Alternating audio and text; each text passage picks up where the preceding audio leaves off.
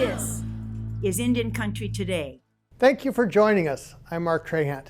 Here are the headlines from Indian Country Today. COVID-19 is taking a toll on the salmon fishing industry in Oregon, mostly operated by tribes and tribal citizens. About 80% of tribal fishers on the Columbia sell to wholesalers, and those sales were down this past year as reported in Underscore News. In the U.S., about 70% of all seafood is consumed in restaurants, and with the closure of indoor dining, that has had a major impact on the salmon business. Making things worse, the fishers couldn't apply for coronavirus assistance under the CARES Act until the commercial fishing season was underway, because the applicants were required to provide extensive documentation of their receipts and expenses, paperwork that most fishers didn't yet have.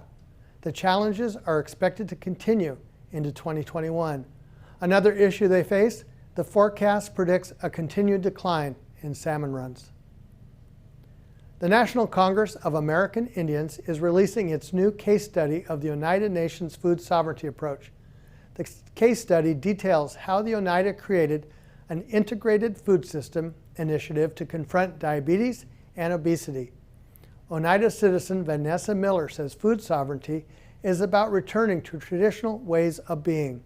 That to us is really significant in that we have this indigenous knowledge and these original instructions that we've always had. And now we are returning to them because that is our foundation and it is tried and true.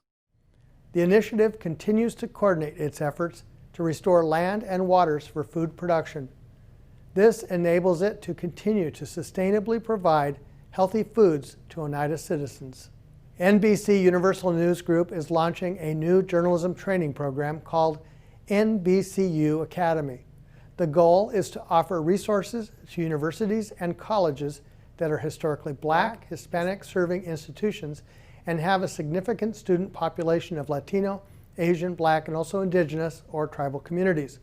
The group is led by a team of journalists and producers, data wonks, human resource specialists, and business professionals who believe in the transformative power of radical candor to build inclusive and equitable newsrooms. New Mexico's Institute of American Indian Arts, IAIA, is one of 17 colleges picked to be a part of the program. IAIA will receive $500,000 in grant money from the program over 2 years. The money will go towards scholarships, internships, and seminar courses with guests including NBC journalists. Have you ever wondered which Native American tribe once lived on your city's land? Well, now you can send a text to Verizon and find out. Just text your city and state to 907-312-5085, and you'll get a reply like these. Malibu, California sits on the homelands of the Chumash and another tribe. El Paso, Texas is originally home to the Mescalero Apaches and the Mansos. The data is from the Native Land Project that was created in 2015. It's an open source platform that has information on tribes, traditional languages, and treaties. Again, that number is 907-312-5085.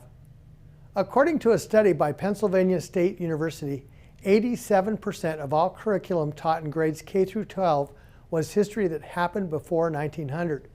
Verizon says on its website, this text message is one way the company can help improve the knowledge about Native Americans.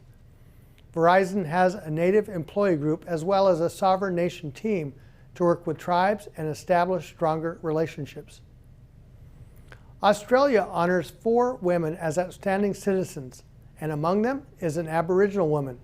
Miriam Rose Ungamur Bauman is an activist, artist, and educator. In 1975, she became the first qualified Aboriginal teacher in the Northern Territories. She serves on the National Indigenous Council, which advises the country's government, and she helped create a foundation to bridge the gap between Aboriginal and non-Aboriginal society. She's 73 and received a prestigious award from Australian Prime Minister Scott Morrison at a ceremony in Canberra, which is south of Sydney, Australia. And those are the headlines from Indian Country Today. I'm Mark Trahant. We'll be right back.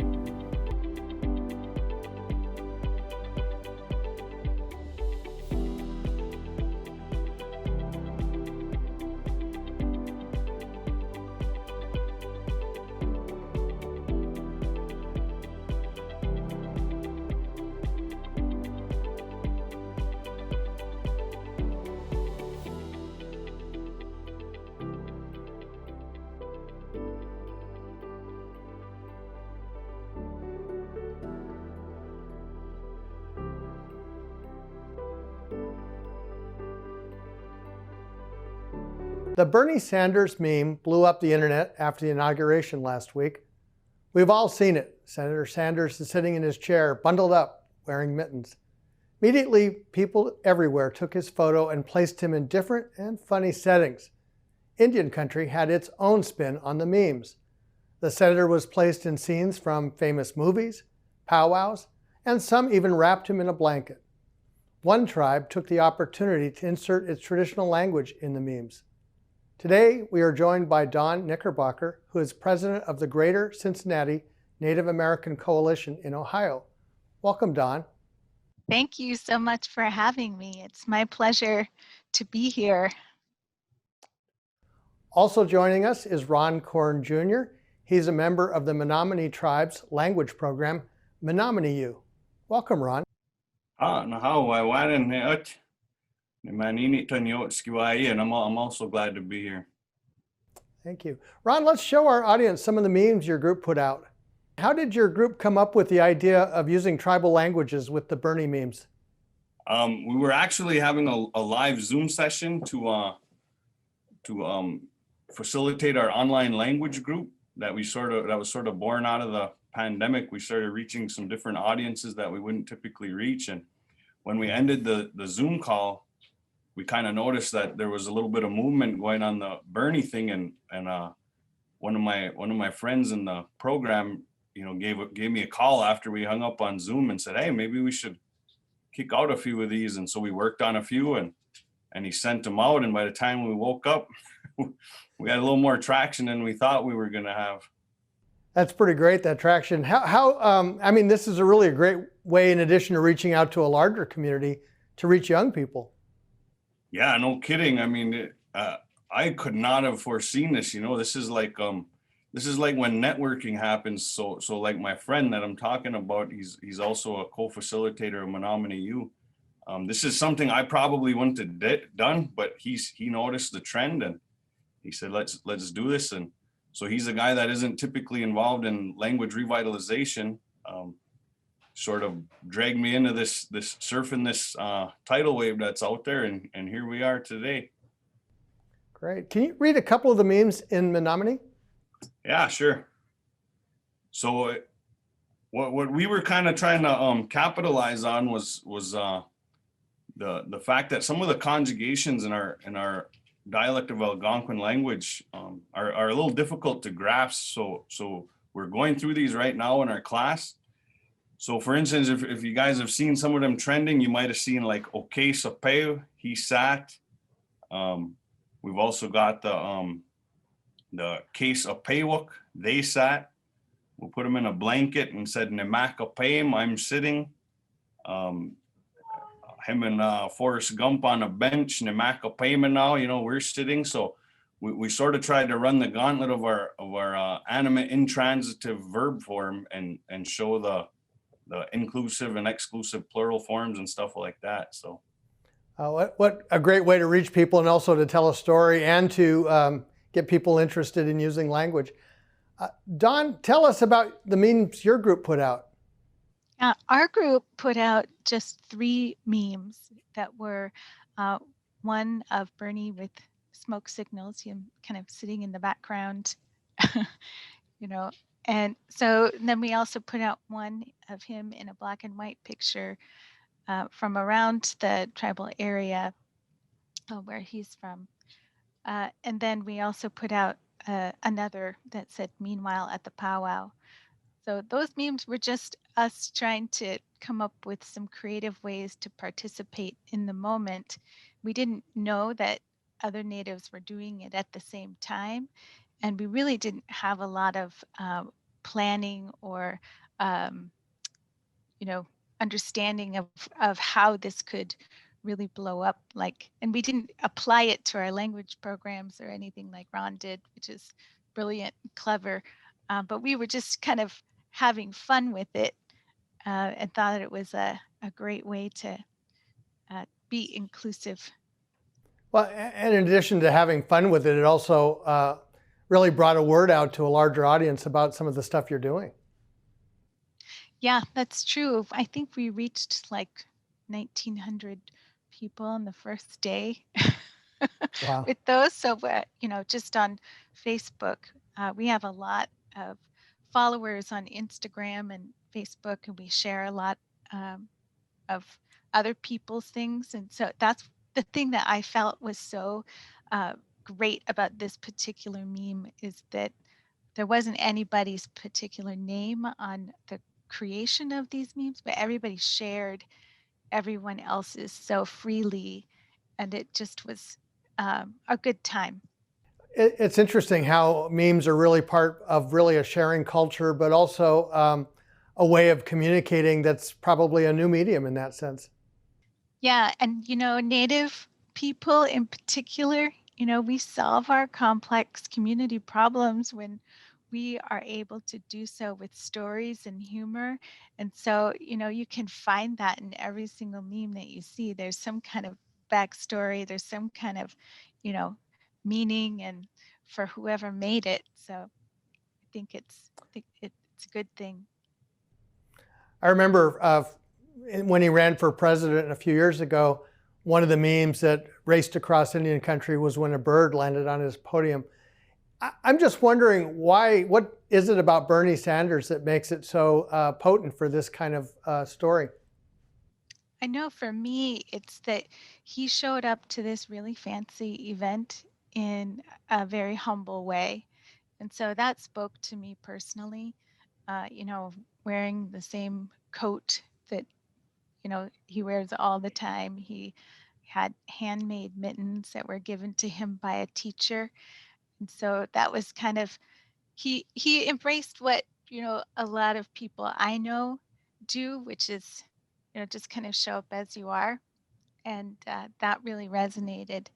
And that's what we see when we are at community gatherings too, is that people come with their humble selves. And if it's not your event, you don't take the fanfare away from who's supposed to be speaking.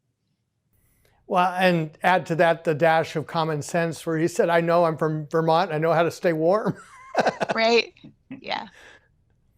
Ron, what drew you to Bernie Sanders in this case?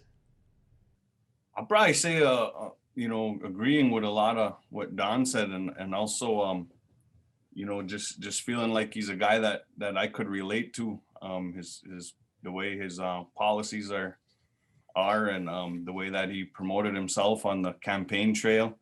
I think we all could agree that he's definitely taken an approach probably similar to what we in Indian country and in general, I guess, would take. And like Don was saying, we had over 30,000 views of these memes, which was ridiculous to me. I could have never imagined something else.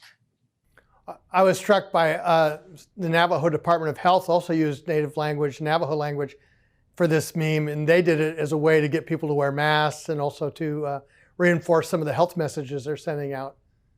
Yeah, it's a nice way to connect with an audience that might not be watching the news or might not be scrolling a news feed, but they got memes coming across their different devices. So it was definitely a way to meet them where they're at.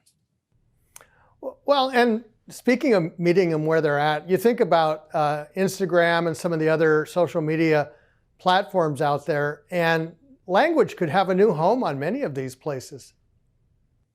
Yeah, totally. I mean, I don't disagree with that at all. And I think that's part of like Menominee U's journey, as we're a nonprofit, a brand new nonprofit for our tribe. And we're trying to capitalize on some of these new and innovative ways to reach our youth. And, I guess not just our youth, but we've also got a lot of members who don't live in the proximity of the reservation.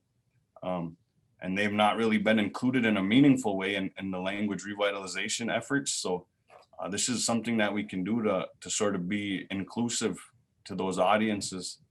What are some of the other ways you reach people for language revitalization? So right now, my tribe is actually involved in a full-on immersion revitalization effort, which includes a trainee program to an immersion trainee program, as well as an immersion daycare that sort of follows that up. And what Menominee U is looking to do is to bring some of that same kind of practice and pedagogy into the community and be able to offer it in a different way, more accessible way to the greater community. Oh, I'm just curious, do you track the people that share it and kind of build resources based on that? Well, you know what's interesting about me is I don't even have a Facebook account. I don't do any social media. So this is entirely, my partner in the nonprofit. This was his little thing, and he definitely keeps track of that stuff a lot more than I do. But I'm a fish out of water talking about that. So are you going to open a Facebook account at the end of this? I don't know. It's been 8 beautiful years with no social media, so we'll see where this goes. Very good. How about you, Don? How, with the reaction to folks, how are you finding that in terms of what's next? Yeah, well, we have a big following on Instagram on our GCNAC. Facebook is more for us about like promoting news and like events. But I really think that the future is native TikTok. TikTok seems to be a platform where people are just, it's like radical transparency. There's no more of the, Instagram is very much about polish and is about people taking their very best Instagram, beautiful photos, which is fine. It's great for beadwork. Facebook, I think, will remain. But I love the 60-second videos of TikTok and sharing stories behind the meaning of things. I've learned so much on native TikTok and enjoyed the dancing. Well, we'll post links to your social media sites. Thank you, Ron Corrin Jr., for joining us. Yep, now. And thank you, Don Knickerbocker, for joining us. Yeah, miigwech. We'll be right back with a look at the many jobs the Biden administration needs to fill and how you can apply.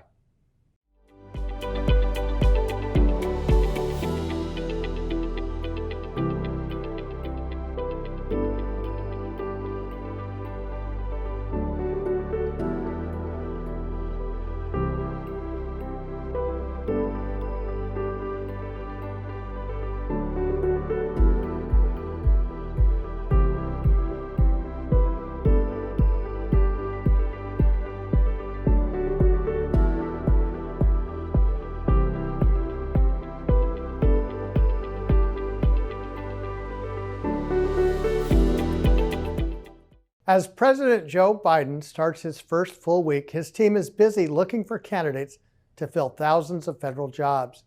He also promised the jobs will reflect America, with a diverse workforce that includes not just people of color, but also people from different faith backgrounds, people with disabilities, and people from the LGBTQ community. Our national correspondent, Jacqueline Estes, wrote about this in a recent story, New Administration Seeks Diversity in Filling Jobs. She joins us now to talk about some of the positions and how to go about applying for those jobs. Welcome, Jacqueline. Well, thank you. Good to see you. Good to be here. So, like you said, the Joe Biden, Kamala Harris administration is looking for diversity. And so the National Congress of American Indians last week held a panel with people who are now in the administration or have worked in the White House or in top levels at federal agencies, people who were appointed to their positions. And they had a bunch of tips for people. So one of the first ones was to check out the new administration and see if they're people you want to work for and with. They suggested that you go to the Biden.com website and you can find their policy papers on all kinds of issues. Look up anything of interest or your field of expertise and see if the direction that they want to take is one that you can support. So that was the first tip. And then the other one was to check out a publication called The Plum Book. And that comes from when they first came, I think it was, well, I don't remember when, but when the book first came out, the president said, can you come out with a book of all the plummy positions? And so that has a list of thousands of positions, their locations, the pay grade, and other details about the jobs that are available and that the Biden-Harris administration wants to get filled. So people who are thinking about going to work for the federal government, maybe what first comes to mind are agencies that and departments that provide services to Native Americans. So there's the Office of Indian Education, the Indian Health Service, Housing, the Indian Gaming Commission, and the Bureau of Indian Affairs. But one of the speakers said, you know, and they want Native Americans in those positions, but she said they also want people in non-tribal positions. And so that would be all across the government, the Department of Justice, Department of Transportation, Department of Labor. And the other thing about this is that any job you can think of practically, there's probably a position for it in the federal government. So accounting, aviation, economics, security, transportation, media, telehealth, communications, data analysis. There are jobs in all those different areas available. In that federal plum book, there are roughly 8,000 jobs. And if you think about if Indian country is 2% of the population, that's a lot of jobs that need to be filled just to be representative. It's a lot of jobs. And the other thing about those jobs is it's everything from trainee, entry-level internships on up to reporting directly to the president. And one of the speakers in this National Congress of American Indians webinar mentioned that the higher the level of the position, the more scrutiny you're going to get. Applying for a federal job is a little daunting anyway, because you have to fill out your complete job history and education and that kind of thing. I'll tell you, as you get older, it gets longer. There's more and more to fill out. There's more and more that they want to know and that you have to tell them. But let's see, is Matthew Dannenberg is Chippewa, and he works in the White House Office of Personnel. And he said to get not all these positions require a security clearance, but if they do, not only do you have to share your education and employment history, but you have to share your, finances, police records, citizenship. And he joked, and everywhere you've ever lived. And he said that was a lot of fun. So the other thing about this is that it's not just full-time paid positions. You can also apply to be appointed to boards and commissions. And these are, it's not a job, but it can be a position of influence. So you might be an advisor on the Medicare, Medicaid budget, for instance, or on historic preservation grants. So anyway, the other thing I should mention is that every administration wants to get these positions filled quickly so that they can put their stamp on the face of government, and so that their philosophy of governance, their vision can get carried out. And so it's a big rush right now to get these positions filled. It's interesting. There's several tracks, but one is the traditional civil servant route, which is apolitical, and then also these political appointments that are in the Plum book, and then those jobs that require Senate confirmation, which is a whole different process. We get the kind of the big take with folks like Secretary-designate Deb Haaland, but there are a lot of deputy jobs that also require that Senate confirmation. Yeah, I didn't check in the Plum book to see which ones, but I think I'm sure there are dozens, but maybe hundreds. I'm not really sure. Right. Well, thank you very much, Jacqueline, for joining us today. Oh, you bet. My pleasure. And that's a slice of our Indigenous world today. Thank you for watching. We'll be back with another edition tomorrow. I'm Mark Trahant.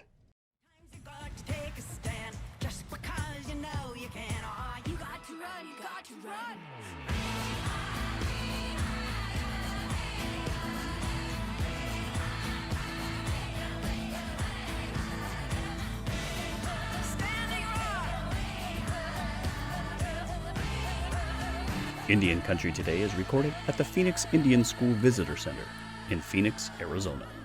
This is Indian Country Today.